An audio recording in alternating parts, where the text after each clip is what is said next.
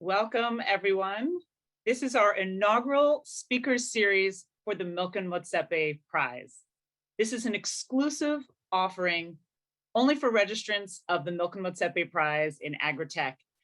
This speaker series will feature experts from across a range of topics ranging from the future of food to investment strategies to the importance of disruptive technologies in entrepreneurial ventures. The Milken-Motsepe Prize is a partnership between the Motsepe Foundation and the Milken Institute. It's a series of innovation prize competitions designed to accelerate progress towards the Sustainable Development Goals. Our first prize is the Milken-Motsepe Prize in Agritech. It has $2 million in prizes throughout the course of the competition. And the Milken-Motsepe Prize in Agritech challenges entrepreneurs to increase value to smallholder farmers in Africa with innovative solutions anywhere from seed to sale. We are currently accepting applications and registration for this prize. The deadline to submit your designs is December 8th, so just over a month away. Our panel today, therefore, is about the future of food. We feature an incredible group of panelists who I'll introduce to you in just a moment. They're going to be covering critical topics ranging from collecting data across the supply chain to how innovators and investors are using technology to confront challenges as we re-envision the future of food. I want to go over just a few housekeeping items. First of all, your video and audio are disabled in this session, so you won't be able to see yourself.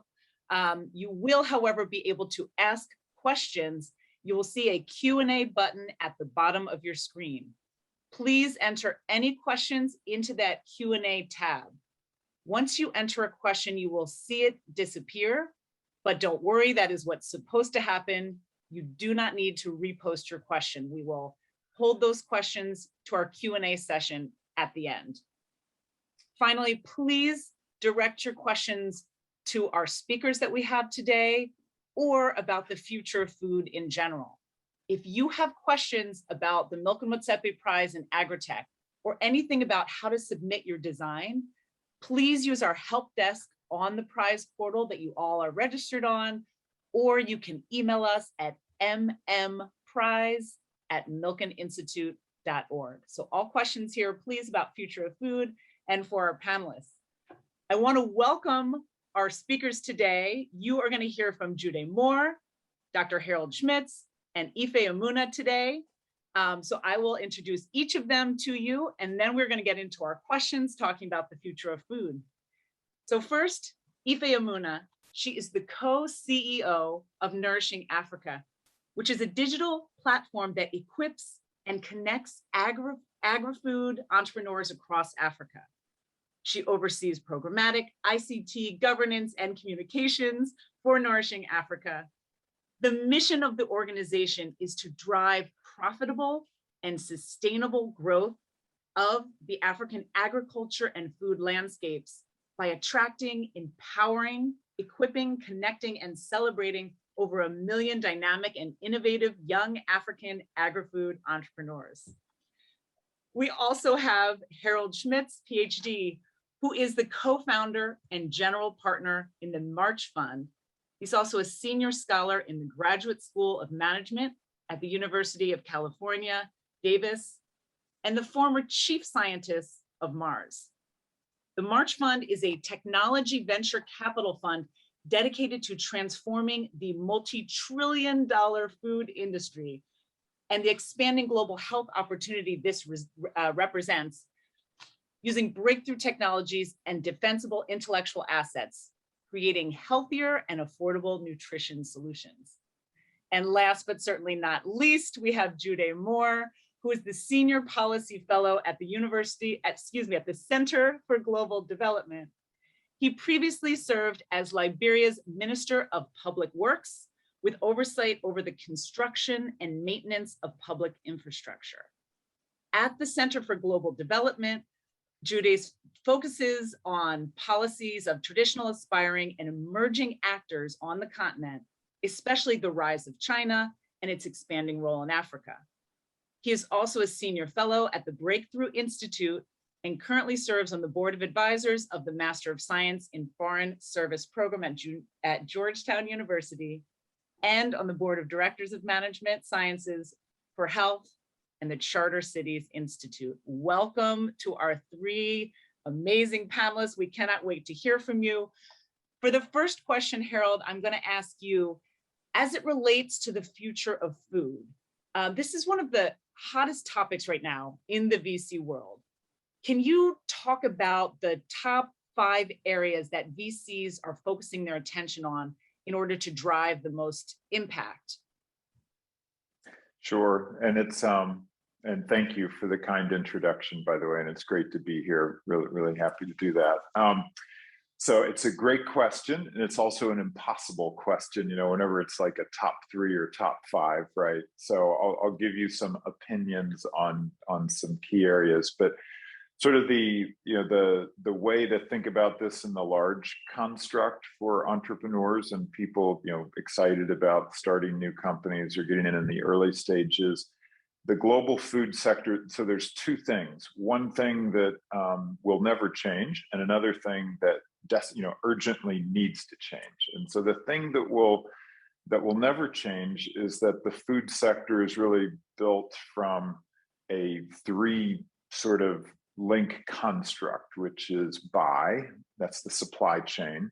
So that's, you know, where the agriculture happens, the commodities, the supplies that come into the food manufacturer. So it's the buy part. Then it's the make part, which is this is where, you know, products are made that go into people's mouths. And then there's the sell part.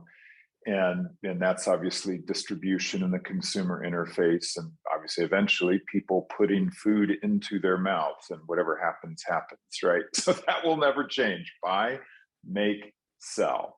So what urgently needs to change is that each of those 3 components needs to be disrupted. That would be a business school term, or needs to be radically changed. Another way to look at it from an entrepreneurial perspective is there's a great opportunity to change these 3 things. And the reason it needs to change is because of sustainability, environmental, social, as well as global health. The food sector has an incredible, fundamental impact on health of all people, of course. And there are new health solutions that are needed. And then there's opportunities for new wealth creation and new ways of doing business and business models. So that's the big overlay. So within that buy, make, sell sort of construct that needs to change, if you're, from a venture capital perspective, and also coming from 25 years in the global food sector, one of the largest companies there, and also interacting with the global university sector, and incidentally having had the opportunity to spend a lot of time in Africa in terms of the supply chain and also thinking about consumers over the years. 5-ish areas that I would offer to people to think about that are extremely exciting, no matter where you are in the world. Number 1 would be rethinking the protein supply. So a lot of times in this space we hear about alternative protein. So basically it's moving from animal-based protein to quote unquote alternative sources of protein. What that really means is things like plant-based proteins or fungi-based proteins, fermentation. So, human societies have been fermenting foods for thousands of years. And with the rise of new science and technology, there's opportunities actually to precisely control that fermentation to create protein supplies that are more sustainable and more healthy. So that's a huge area. And so when you hear about unicorns or companies blowing up in a good way, like Impossible and Perfect Day, and Beyond Meat and so on and so forth. It's around that area. So that's rethinking the protein supply. That's a hot area. Number two would be rethinking the consumer interface, so digital. And Africa is actually, in a general sort of way, is one of the sort of the most exciting places of the last 10 to 15 years, because the consumer base has done a leapfrog of traditional communication technologies into this digital era in a way that in North America and Europe, it wasn't possible because of the legacy or the structure that was already in place. And so being able to interface with consumers in the digital era and communicate brands and messages and new routes of distribution, e-commerce, extremely exciting. A third area would be rethinking how food is actually absorbed from a nutritional perspective. So one of the hottest areas is knowing that actually when we put food into our mouths, the transformation doesn't occur just in the factory where the product was made, but actually in our guts, inside of us, the gastrointestinal tract. And there's more cells there that are chewing up the nutrition in the food than actually are in our body. And that's actually the factory, if you will, that creates the nutrition for human health and new health benefits that are needed with respect to immune health and well-being, resistance to COVID, and so on and so forth. And then lastly, just because I could talk forever and I don't want to dominate this conversation with just the new trend areas, but the last thing that is super, super important and very exciting and will fundamentally reshape the whole sector globally is the use of predictive analytics and artificial intelligence. And those technologies will disrupt the buy part, so the supply chain. So we'll be able to do agriculture better, post-harvest processing, transport, ingredient supply, et cetera. That'll all be disrupted by better, use of better business decisions through artificial intelligence. The making of products will have better product designs that are safer, longer shelf life, more nutritious, taste better, et cetera. That'll come through the use of AI. And then in terms of the sell part, the interaction with consumers in retail and understanding how to price things, that will also come through use of artificial intelligence and predictive analytics. And so those are, there's a few $1 trillion worth of ideas in those for you guys to pursue. So I'll turn it over to you now. Great, thank you for that. And I know a lot of our innovators that we have on the line now are looking at all sorts of ideas within this industry. I wanted to pick up on something that you talked about, Harold, and Ife asked your opinion on this. So Harold talked about the new opportunities that are in this field. And I wanted to ask you, what are some of the most revolutionary and engaging innovations that you're seeing coming out of the African agri-tech ecosystem today? And how can these innovations really fit into the larger global food systems revolution? Thanks so much. It's great to be here, and thank you for having me. I think what we've seen through Nourishing Africa and our members who are agri-food entrepreneurs from farm to fork across the continent is that these entrepreneurs are answering or, finding solutions to things or to problems that have plagued the continent for many years. So in Ghana, we see Cow Tribe, who are essentially the Uber for vets. So they have a system very similar to Uber, where you can simply order a veterinary service via USSD codes, which is simply a text which can be used by almost anybody in local languages, and you can access veterinary services, medication, and so forth to last mile locations and farms across Ghana.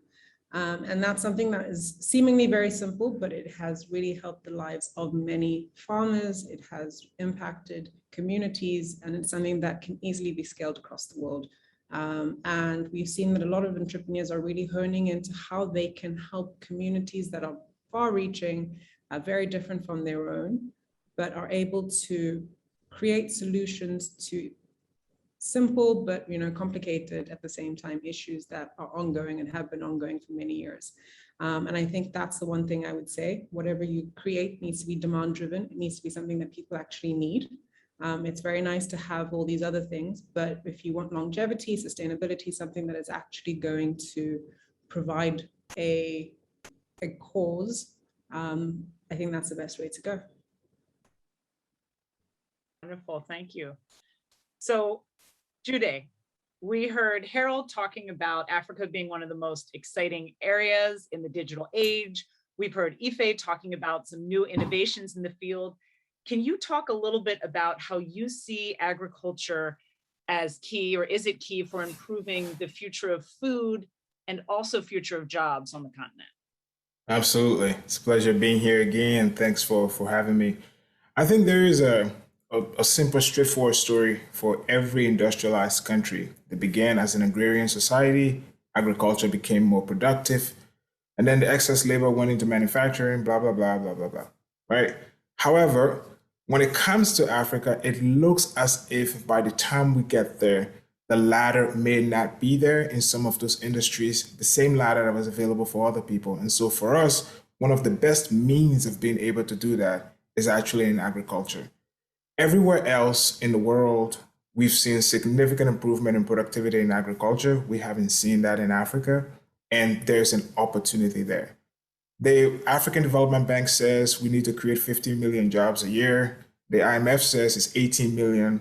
Whether it's 15 or 18, that's the number of jobs we need to create. Before the pandemic, we were creating about 3 million jobs a year. After the pandemic, we've certainly lost a lot of those jobs. So agriculture remains an area where we could actually, and this is not just in the production of food, but in the packaging, the manufacturing, adding value to the food that is being created, that could end up creating a significant amount of jobs. And for our entrepreneurs, as if that were not a problem on its own, we have this climate crisis. I was listening to a conversation this morning from Bayer, and they're saying that even at 1.5 centigrade, 1.5 degrees centigrade, 5 to 10% of global harvests will be lost. How can we make up for that? What kind of technology allows us to be able to do that? Africa is the fastest urbanizing region in the world. How can we bring food production closer to people in Africa? I believe there's significant room for job creation along the value chain. And I hope the entrepreneurs listening here today understand that and take advantage of that opportunity. Great, thank you. Let me have a follow-up question on that. So we're talking about whether there's sort of equitable ladders around different parts of the globe, and also opportunities that entrepreneurs might have. We know that there are some inequities in the way that people found companies, who gets funded, who gets investment. Ife, I know that you have an expertise in gender and have a lot of focus around female founders. Can you speak at all to the role of women, particularly in the transformation of the food system, and also anything in terms of opportunities or challenges that entrepreneurs might face? So in terms of women, when we think about where women lie in any sector, really, agriculture and food comes naturally. And I don't like using the word naturally, but when we say, or when we look at women who are skilled or unskilled, there is an area or space within the large scope of the value chain for women to enter, to thrive, to scale. And when we look at the agriculture and food space in particular, there's no bigger sector, or there's no other sector that can absorb the vast number of women and men better than the agriculture and food space. We know that naturally women are linked to various areas of the value chain, predominantly the latter and the beginning of the value chain, which unfortunately is the least productive and least financially gaining in terms of what you get.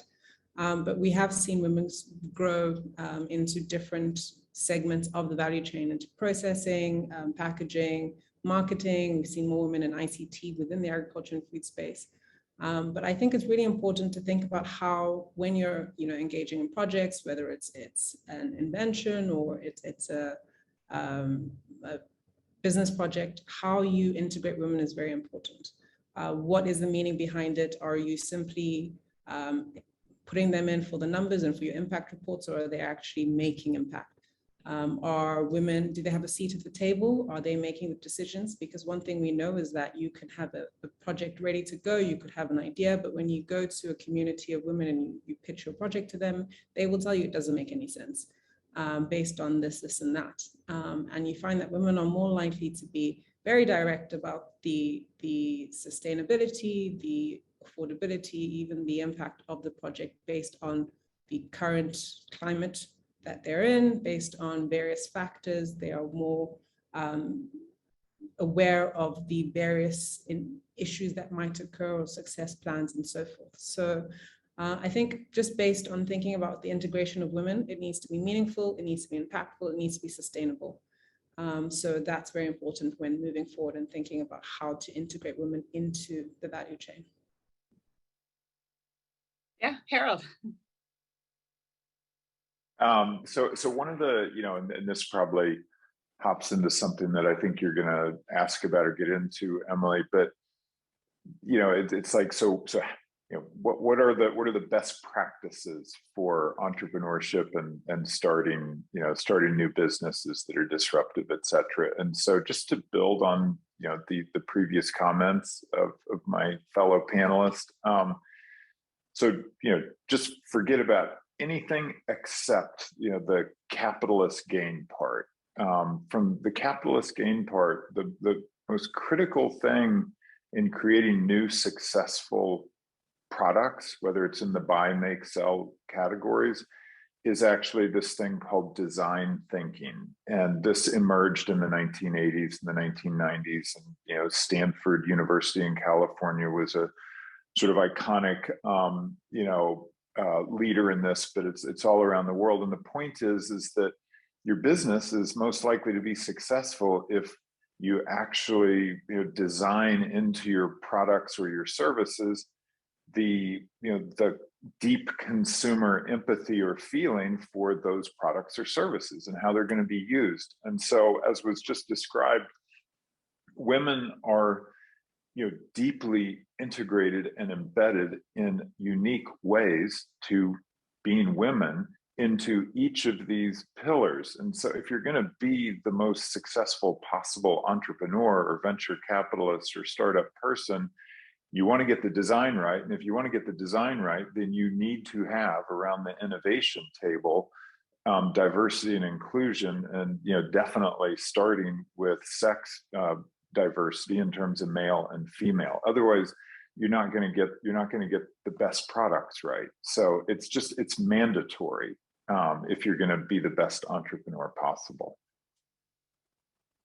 Great, thank you for that. So certainly we're thinking through what are the various ways that entrepreneurs, what challenges they might face. And when we're hearing from different voices, which is certainly one of the goals of the Milken-Motsepe Prize, to say we want to hear your voices. Some of you may be on this webinar right now and wondering if your ideas should be able to be part of this competition, or in general, whether you should start a company. If you're still thinking about that, one thing I would encourage, and I hope if any of the speakers here have experience with this, particularly just getting your foot in the door in the entrepreneurial space. Sometimes the hardest thing is taking that first step and thinking of yourself as an entrepreneur. And then the next piece is really as you're interacting with these different sectors. So you three speakers have worked across various vectors in large corporations, in government, with startups.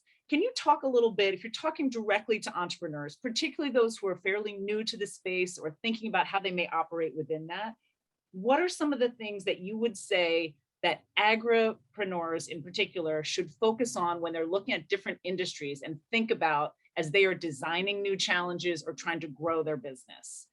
Judy, I'm going to start with you. Can I just quickly add to what Ify and Harold said before I answer that question? So there is an agri-tech company in Kenya, Katuga Foods. They just went to a Series C round, 50 million to expand, and they actually think they're valued now at $1 billion. So we're gonna get an agri-tech unicorn. And the only reason I'm bringing that up is what if the opportunity were available longer before that? How many triggers we would have provided? And so this thing, most VCs will make 10 bets and maybe one of them will come back. What we need to see is significant activity of financing these kinds of ventures across the continent. I think I think for me, the one thing that I would say, and I hope it's useful, is whatever it is people come up with, whatever niche in the market or whatever market failure they intend to address, it has to respond to a particular need. You know, if you was talking about how women would be the first to say this thing would work or this thing would not work. The idea of simply copying an idea because it works somewhere else and just try to do it in your context may not be. It might work really well in the US or might work really well in Latin America, but may not adapt to Africa. And so as long as you're responding to something that is pertinent in your context, that is where the reason that the reason you exist, the value proposition will be. And so my hope is that people are responding to things happening in their context and not simply taking an idea because it was successful in another region and thinking that you can simply copy it where you are. Great, thank you. I think that's really important advice. Ife, ideas about things that people may face in different sectors for entrepreneurs, agripreneurs. I think agripreneurship in particular is quite unique. When looking for funding, that is a different ballgame all on its own, because we know that investors, typical traditional investors, are very wary of the agriculture and food space for multiple reasons. If you're working with SMEs, that's another ballgame on its own, because ticket sizes are usually too big for the SMEs themselves. And I know it's cliche, but the idea of perseverance in particular is necessary. The sector is unpredictable. We are very reliant on the environment. And as Judith said, climate change is a real thing. And that stability, or some sense of stability, has very much disappeared. So I think when moving forward as an agripreneur, the first thing, or things to remember in particular, are do your research. You need to be current. Things are changing very rapidly. Agriculture has this, there's a notion towards it that, oh, nothing has changed, same as the way my forefathers did. And that's not true. We see evolving trends, new technologies, new ways of implementing old tricks, for instance, that have optimized efficiency and various aspects. So it's really important to just keep up to date. And I would say research is key in moving forward. And even when you are at the stage in which you think, okay, you can take a breather, it's very important not to fall off, because there's always going to be someone else that is doing more research than you at the point in which you decide to cool off. Thank you. Harold. Yeah, sure. So each of the comments everybody has made have been really great so far, and just so to build on them, I would say, so one key thing and how the world is now different, and actually back to, how things do need to change, is that for too long, and literally for decades now, it's been food and ag, or ag and food, and they've been very separate. And I think, going forward, the biggest opportunities are when agripreneurs, to use this phrase, actually mentally, frame the solution at the consumer, or food interface, let's say, as opposed to, in decades past, it would be, I'm in ag, that's what I think about. I think about ag.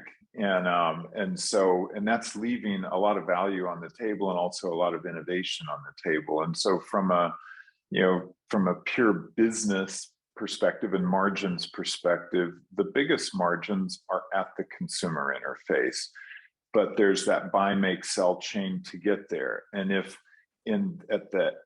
you're in ag, and ag needs to transform, probably the best way to accelerate that transformation in the biggest and highest impact way is not to just stop at the edge of the field, so to speak, but actually to think about what you're doing in ag and how it relates to the consumer product, and the consumer themselves. And so that's a really, really important thing. And then one other item is that, innovation is really, it's really important, and innovation is rewarded by venture capitalists. So the Series C, that was just mentioned, would be an example of that. So somewhere there's a great innovation in there, and just always remember, innovation is a team event. There's a old-fashioned view of innovation is the lone heroic sort of event, and it's not. It's a team event.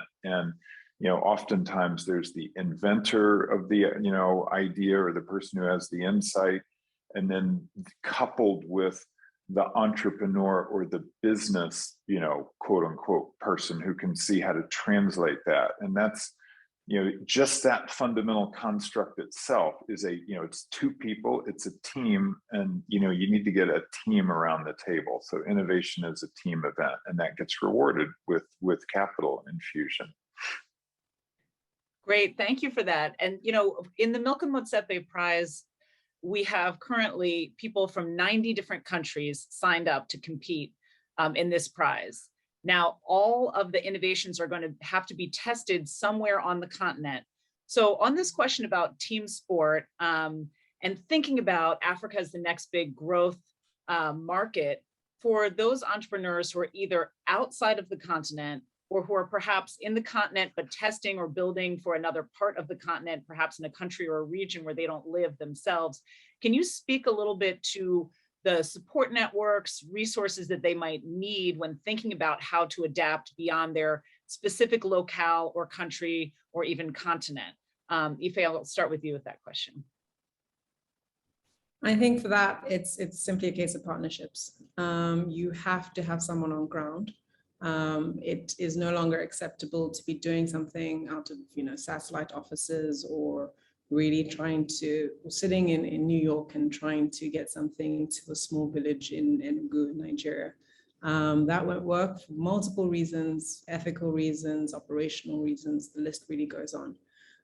There are a range of different networks. Nourishing Africa is one. We pride ourselves in having a database and a membership platform of over 1,200 agri-food entrepreneurs from 37 countries who really have now started working together for various reasons, whether it's partnering to scale, just learning from one another and trying to solve each other's problems and breaking barriers. But outside of that, I think that it's really important to find partners that share your vision, that have the same ethical standings as you, that really understand what you're trying to do and buy into what you're trying to do. Because it's one thing to have a partner that just wants to, reap the financial benefits of whatever it is you're trying to do. And there are other partners who really believe that you are going to, change the world and will be able to join you in that. Thank you. And Jude, this is a point you raised earlier when you were talking about, rather than just taking one technology from one place and plopping it somewhere else without thinking necessarily about how to adapt. Is there anything else you want to add to sort of how people globally might think about scaling innovations? So we happen to be living these very fortunate times, right? If you go online today, there are communities of startup founders there, and people active in that space are active on Twitter and other forms of social media. So the idea that you could show up in Nigeria today and find a community, find your community. You could show up in Ghana today and find your community. And so I would encourage people to do that. Then in these tech hubs across the continent, whether it's Nairobi or Lagos or Cape Town, and then the tier 2 cities, but everywhere where there's a tech hub, there are incubators, there are, and those are all public. So even if a person were to come today from Bolivia and show up in any African country, it is possible to find a partner you can trust. It used to be in the time when we didn't have this, where it was difficult to see who can I trust, because trust is such an important component, currency in this work now. You can find people, and for example, if it's organization. So I would encourage people to do that, to find your community online because they're there and they're findable.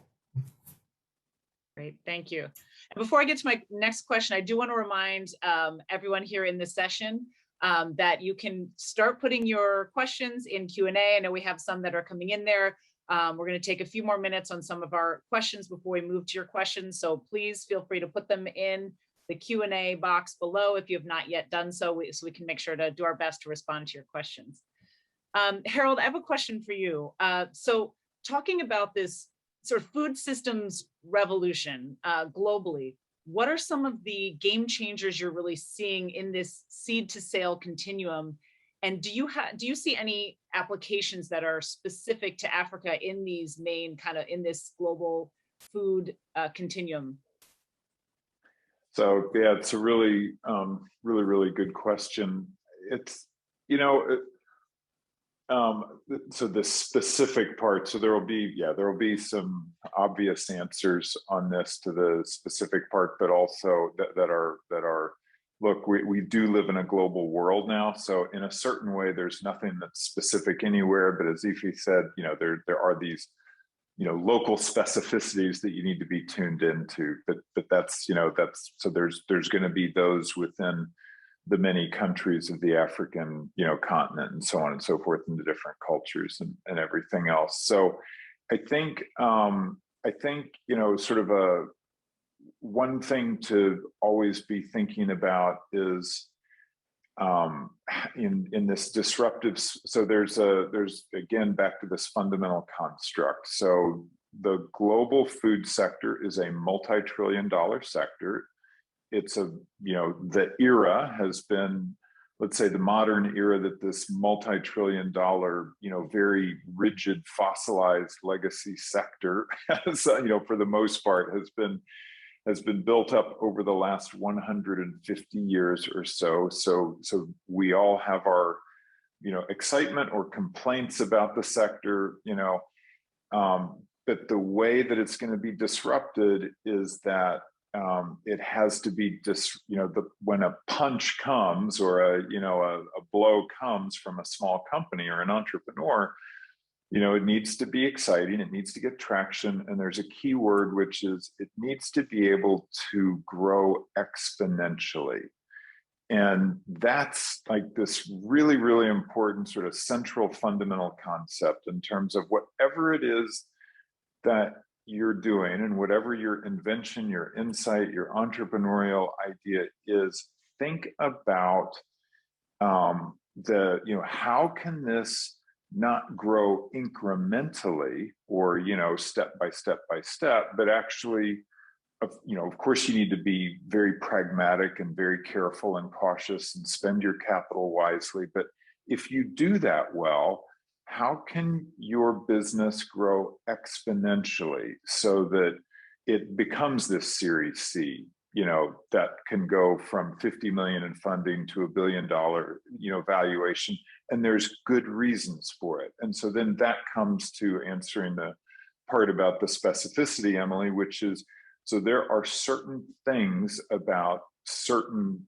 cultures within Africa that are Pan-African, obviously country-specific, region-specific, that, those certain, cultural attributes, just like anywhere else in the world, lend themselves to, if you hit the right button, then it can be, it can be exponential, whether it's consumer understanding or it, hits a benefit that really needs to happen in that, agricultural world in terms of how things are grown, what the supply chain looks like for fertilizer, seed, so on and so forth. And so the key is to, generally think exponentially. And a lot of times this will come to digital and data as the most obvious way to do that. And then apply that, to the consumer thinking, but also to the cultural attributes of whether it's the ag supply chain or whatever it is. So connect exponential to the specific, attributes of the marketplace that you're trying to make a dent in. That's what you want to do. Thank you for that advice. And for those of you listening who are getting your applications in for Milken-Motsepe Prize, you'll notice one of the things we do ask about your business model and how you envision it. So hopefully some of these pieces of advice as you are developing your own business plan and thinking into the future and talking about what growth would look like, you can start to think about that. Now, I want to ask each of you a question about Africa's unique role in shaping the future of food. We have heard people talk about Africa's potential to be really the next global powerhouse of the future. So how should entrepreneurs from around the world really be thinking about leveraging all the factors we've talked about today and maximizing global impact, and how Africa within that global scene has a unique role? Jude, let's start with you. So there's a really interesting report. It came out in 2019 from McKinsey, and the report notes that the true potential of Africa's agricultural output is up to 20% of global cereals and grain, and the same amount in horticulture. So that is a massive market. Currently, we're importing, there are countries in Africa that import upwards of 30% or more of what they eat. Every single time there is some sort of disruption in global supply chains, it affects us because we eat almost everything. Almost everything we eat is imported. So there's a massive market there. So just imagine 20% of global cereals and grains. And what the report showed was that we don't even have to increase by much the area under cultivation. So it's not clearing more land to be able to do this. We can be able to achieve this. So I think for people who are looking at Africa and wondering what the opportunity is to be able to see that this is the possibility. The second thing I would think about on this one is that I started off by talking about the numbers. Between now and mid-century, there's supposed to be 2 billion added to the global population. Half of that growth is supposed to happen in Africa. So even if you were expanding your facilities in Africa and not even thinking about exporting to the rest of the world, there is a market in Africa for that. There is now a trend on the continent of creating a single market out of all of the economies, and that's the Africa Continental Free Trade Area. Meaning that instead of, if I were in Liberia and investing in Liberia, or Gambia and investing in Gambia, Gambia is no longer simply my market. My market now becomes either the entire ECOWAS region or the entire continent. So there's still a lot that needs to happen with regional integration and regional infrastructure. But I think if you think of Africa as a market in that way, it changes the way you go about your investment and the possibilities you think you can achieve on the continent. Great, thank you. Ife, do you have anything to add? Just one thing. I think I see it as a potential for integration of people. Africa has the largest population of youth in the world, almost 50%, if not more. And I see the potential in harnessing the youth to really scale. There's a bunch, I don't want to say a bunch, there are a range of different specifications that young people could enter into the market, plugging into different sectors. So I think in whatever you choose to do, I think it is really important to assess how you can integrate more young people into the sector, into the agriculture and food value chains, and in meaningful ways, in ways that would really attract them, because we know agriculture is not seen as very attractive to young people. And I think that's the way it's because of the way it's packaged. When we talk about ag tech, people are super excited, but when we talk about farmers, you've lost 50% of the young people you were talking about. So in my view, I very strongly am against talking about farming directly linked to agriculture. When we're talking about farming, we talk about farming. When we're talking about processing, we talk about processing and so on. So I think it's very important to incorporate youth, but you have to do it meaningfully. You have to do it in such a way that they would actually be, attracted to. But I see that as a huge potential for the continent and the world, really. Thank you. Harold. Yeah, so a couple of so one is I just realized I'm wearing this jacket that has this thing, seeds of change, on it. So is the line here, and That's a brand actually that a gentleman named Howard Shapiro and colleagues started in the 1980s, and it's built off of recognizing germplasm, or obviously the seeds, the diversity of seeds that are in a particular region, and really making sure to preserve the original germplasm and its diversity.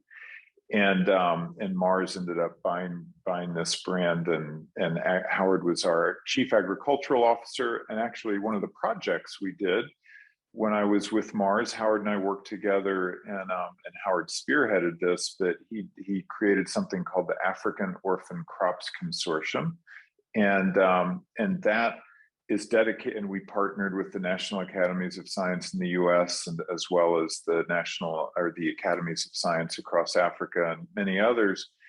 And the purpose of that, which is the sort of half of my answer to this question and why Africa is so exciting from an ag tech perspective, is because the germplasm in Africa as a continent is, like other continents and regions in the world, it has its own specificity and its own flavors, if you will, and so on and so forth. And it has not at all been explored. And in fact, the project African Orphan Crops Consortium, which brings the most modern genomics technology and bioinformatics technology and crop breeding science to agriculture, but focused on African crops, and the diversity there. The whole point is that a lot of this, like in other parts of the world, including North America, is being lost as the sort of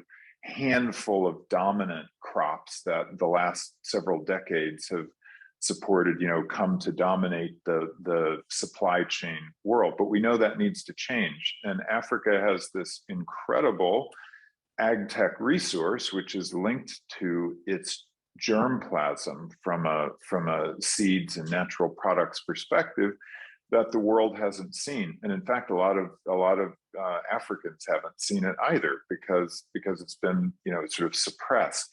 But it's there, and that is something that is very magical. And the consumers of the world have not experienced Africa's germplasm the way they could. And so ag tech entrepreneurship and inventorship, stemming from within Africa and the different regions, could bring a whole new world of ingredients and cuisine. So that's really important. And the other part of the answer is that we like to say in the sector that the biggest mouths of the world are China, India, and Africa.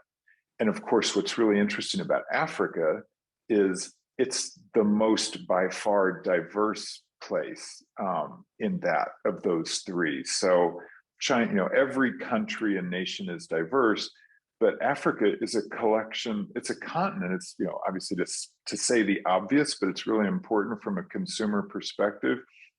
The diversity of cultures within the continent and the different countries and regions is amazing, and it's been untapped from a global marketplace perspective. So you sort of have this ability to bring a whole new germplasm and ingredients to the table, and crops from the ag tech side, with the understanding of this incredible cultural diversity that's spread across the continent. I mean, it's a perfect hothouse for food innovation, basically. Great. Well, that is a great way to move on to questions we've gotten from the participant as we're thinking about all that the continent has to offer. Some of the questions that we've gotten from people who are watching, we've gotten a number that are around smallholder farmers in particular. So one question is, what are the takeaways, in your opinion, for remote smallholder farm producers? And Ife, this might be, since you work directly, that this is probably best for you to answer that one, I would say, but anyone else can jump in after. So it's a unique experience working with smallholder farmers. They have their own set of requirements, needs, challenges, as well as advantages. And I think just working directly with smallholder farmers can prove difficult, particularly when they're not in a cooperative or they're not structured in the way that oftentimes is needed to work with a large amount of people. But when we do, we find that you have whatever it is that you're creating or whatever intervention to implement, it needs to be verified by one of is that prior to creating anything, you need to go to farmers themselves for verification, for questions that you might think are very simple, but to them might not work. And I think when looking at ways to work with smallholder farmers, the best way we have found is through aggregation, through cooperatives, just because we find that they are more aligned with one another. Usually a cooperative leader is one of the farmers within the communities themselves, as opposed to individually. So I think that that's really important when trying to devise how you are going to provide support to smallholder farmers. And then lastly, it is important to note that you will be on the farm. You cannot directly try and work with smallholder farmers remotely for the duration of whatever it is you're trying to do. It won't work. You really need to be present. Thank you. I think that's a really important point. Go ahead. Sorry. Yes.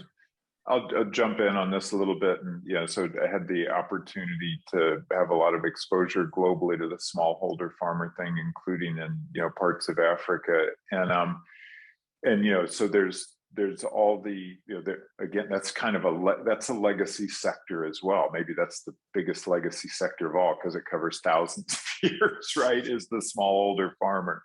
And so there's, a culture that's deeply baked in. The opportunity, sort of future of food looking forward, I would say, and this is just an opinion, is smallholder farmers in the agri-tech world almost occupy a place like individual consumers in, let's say, cities would, which is, they hold data that they have derived from deeply personal experiences that is extremely valuable.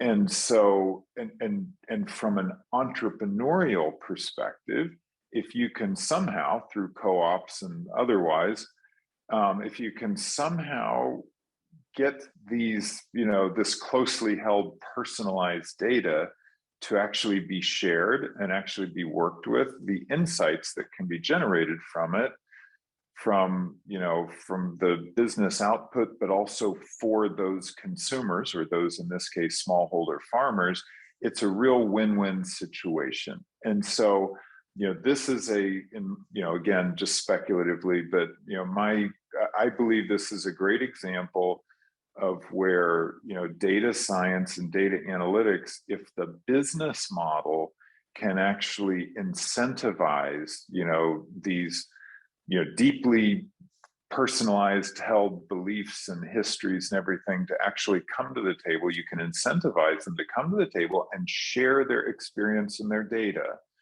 then the ability to actually generate ag tech breakthroughs from that is enormous. But, it requires great consumer relations or customer relations, getting the cooperatives and that sort of spirit together and making sure the win-win is understood. And then it requires, actually having some high quality data analytics that, can eventually be AI or whatever, but there's something that comes out of that integration of that smallholder data that is valuable to the smallholder farmer and also provides novel insights from an ag, tech perspective. So it's a really interesting challenge that's unique, but the opportunity is huge for the entrepreneurs who can crack that. Great. Thank you. And I think what your point bringing up technologies here actually leads into another question we got from a participant, says Africa has benefited historically from leapfrogging technologies such as landline to cell phone. How can Africa leapfrog the upfront costs associated with agriculture due to recent tech advancement? Jude, do you want to take a stab at that one?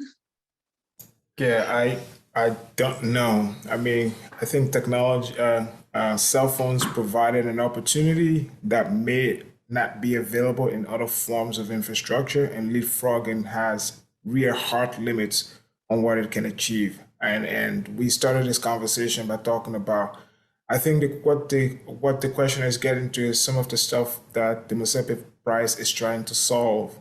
The idea here is that if this prize can bring out and allow the private sector to see the kinds of ideas, the kinds of businesses that are available, then maybe we'll be able to attract more funding here. The one thing that I would add is a significant part of the population growth in Africa isn't simply rural to urban migration. Some of that population growth is coming from within cities themselves.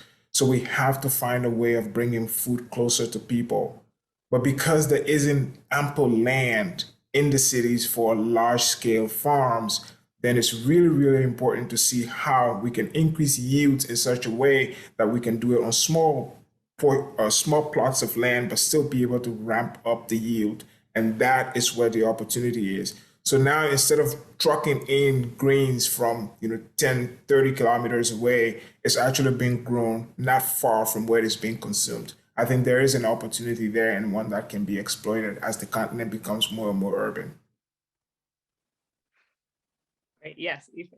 This is one quick thing. One thing I'm shocked about, and I think it's really innovative, is that we have no idea just how useful USSD codes are.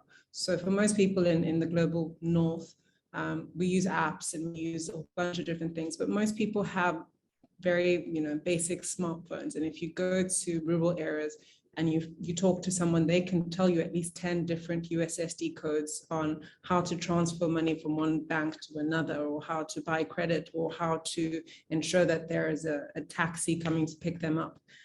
So there's so much happening through just sending a regular text message on your phone that can change things. So I think it's really important to look at what we see as basic, but can really transform our lives through that. Excellent, thank you. I think that's a really important advice for people who are figuring out and building their models. So one more question, I'll just do one more from here, which is can any of you provide specific examples of innovations that boost food production and climate resilience while reducing farmer risks? So people are asking what you've seen in some specific examples of those type of innovations. So I'll start real quick, and this is where back to where we started. My first trend that for the future of food was this rethinking of the protein supply, and so it's the incorporation of modern fermentation technique. So this would be some people call it synthetic biology, precision fermentation, whatever term you want to use, but it's a technology that's thousands of years old, but it's been refined by the latest in science and AI and so on and so forth. And there are many, many breweries in Africa, for example. And those breweries some of those breweries are owned by global giants like Anheuser-Busch and those sorts of things. I guarantee you that there are people in many countries in Africa who have a great knowledge of the most advanced fermentation. And when you couple that then with the agricultural commodities that are coming in, it actually provides a level of stability to the supply chain, be it through longer shelf, being able to convert sooner, longer shelf lives, value added ingredients. It's the coupling of the commodities coming out of the fields within the fermentation transfer, and what modern precision fermentation can do. It actually stabilizes what is traditionally a more volatile sort of situation in terms of the ingredient base. So that's one idea. Any other last minute examples before we close out?